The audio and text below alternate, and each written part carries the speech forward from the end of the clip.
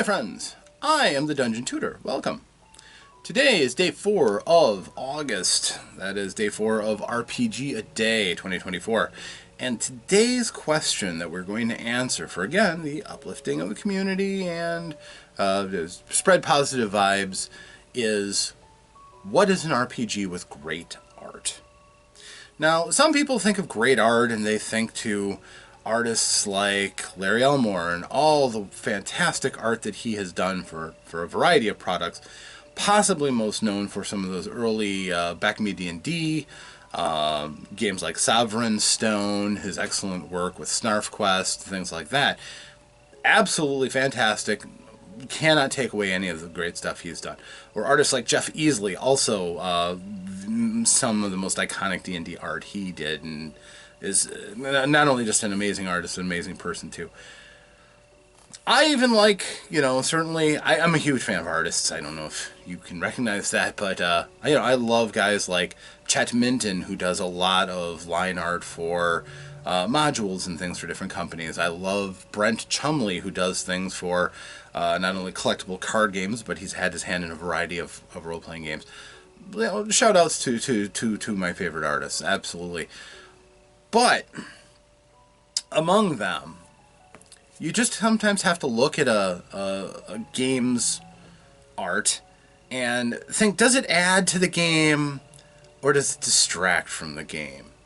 I've seen games that had art that was way beyond what they needed or distracted in some way by, say, hypersexualized art where it just really wasn't always necessary. I've seen different companies do things like that. But sometimes you have a game that the art perfectly fits, and it isn't necessarily the most beautiful. As a matter of fact, sometimes it can be rather ugly, because the game itself deals with tough situations, ugly situations. And the realities of that life are, people aren't going to walk around looking like they just came out of a makeup bad. They're going to be grimy. They're going to be covered in scars and things like that. And I think a game that portrays that well does a better job with their art than something like, Dungeons and Dragons, where all the characters are always completely whole, healthy, and hearty. It just doesn't fit the realities of what a life of adventuring might be for some people. I imagine newcomers to the profession might be one way, but by the time an adventurer is done with a life of, taking horrendous injury, even if it's magically healed, that doesn't carry through in what the art necessarily represents. So, I like a game that shows more realism in terms of the reality they're trying to portray. And this particular game may not show up on many people's picks. As a matter of fact, I'd be amazed if it showed up on anybody else's pick. But honestly, one of the games that impressed me so much with the way that the art ties in with the game itself is this one, the North Sea Epilogues, which is a story about Vikings and a role-playing game based on Vikings, which is excellent. Because, number one, I love Vikings. And I know they come in vogue and they leave and so on and so forth. There is right now an excellent one called The Fate of the Norns out there that uses runestones, which is cool. This one is a much simpler creature. It's a very lightweight game. And for all of this relatively thin book, over half of this is modules. It's adventures to run. So the actual game itself is very lightweight. Nothing stopping you from getting in and just enjoying yourself as a Viking. Or, going through the horrors of what life as a Viking is kind of like in many of the cases. But that being said, we're talking about the art here today, and that is what I wanted to really talk about. There's a lot of really great dramatic art showing the awesomeness of the Vikings standing up against the harshness of the world around them, showing them in battle, in the fierceness of it, with the blood of their enemies and so on and so forth. I'm going to show you a few examples of it. I'm not going to go with everything in the book, but it's also very stylized.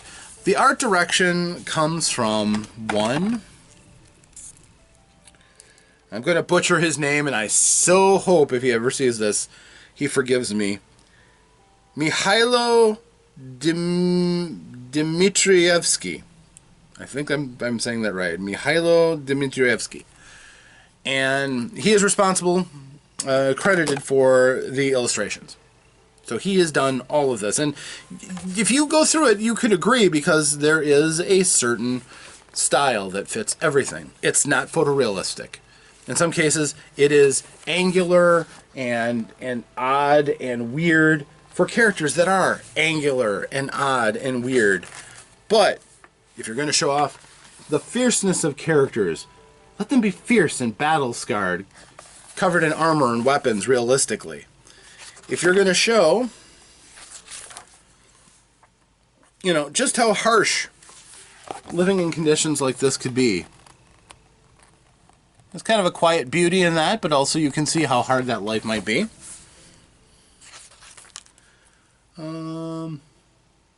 Even a character holding a rake can still look tough and potent in their own sphere of influence. I like that. I love that. It just, again, not necessarily, by any stretch, are these characters going to be the Conan-like unstoppable warriors.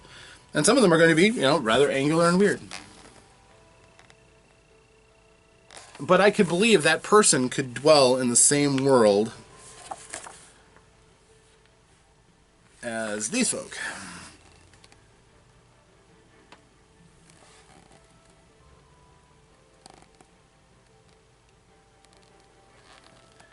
Just fantastic.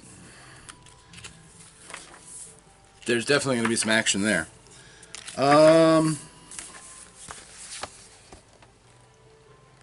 Letting the ladies get involved? Absolutely. So, as you can see, this does not have the absolutely knockdown, gorgeous art that a company like TSR could produce. Or later on, Wizards of the Coast. Obviously, they can get the best artists to make photorealistic fantasy art that looks great. That's not what I'm looking for with something like North Sea Epilogues. I am looking for something that looks brutal, that lets me think, yeah, this is what I want to play. I want to play somebody who's been carved and whittled by a life that's not easy, nothing handed to me, that my character is tough despite coming from an absolute disadvantage in a awful place to start, and carving my own destiny out from that. I don't mind characters that are larger than life. I love the idea that life is a little bit more like, you know, illustration style, kind of like a How to Tame Your Dragon. Also more Viking. But the idea that characters are tough and harsh. You have big, larger-than-life type characters, and you have sometimes small, scrawny ones that still have their own place. Even in the Viking legends, not all the characters were incredibly powerful warriors. Thor usually chummed around with a couple of his friends who were themselves not the greatest of warriors. So that was kind of appropriate. And even different scenarios. Not everything is the harsh, compromising Northland wastes. Sometimes your Vikings might find themselves trying to apply their way of life and their philosophies to different scenarios they find themselves to. As great wanderers, that was going to happen. So, I love the art of this book. It will not come out as a lot of people's favorites, but to me, it perfectly encapsulates the theme they're going with, the feeling that you get from thinking about tough Vikings who've been shaped by a life of hardship and uncompromising principles to themselves, to their clan. As a matter of fact, you make a clan in this game, so you have that unifying theme among your characters. And yeah, it seems like it could be a lot of fun to let that art inspire you to make your own Viking adventures that will, with all the adventures in here, you could play for quite a long time without having to come up with anything yourself if you want. But you can also tell that awesome Viking story that you've got inside. And that's why I selected this one for my choice for an RPG with great art. So, let me know in the comments if you agree or disagree, or if you have your own almost all RPGs have art to some extent that are thematically appropriate if the creators don't just use like common stock. Art has a place. It is a big impact on how attractive a game will look to the person viewing it. And only a fool discounts that. So, and unfortunately, again, my fear is that people are going to eventually think that the artists aren't quite as important when they can have a wordsmith tell an AI to make it art.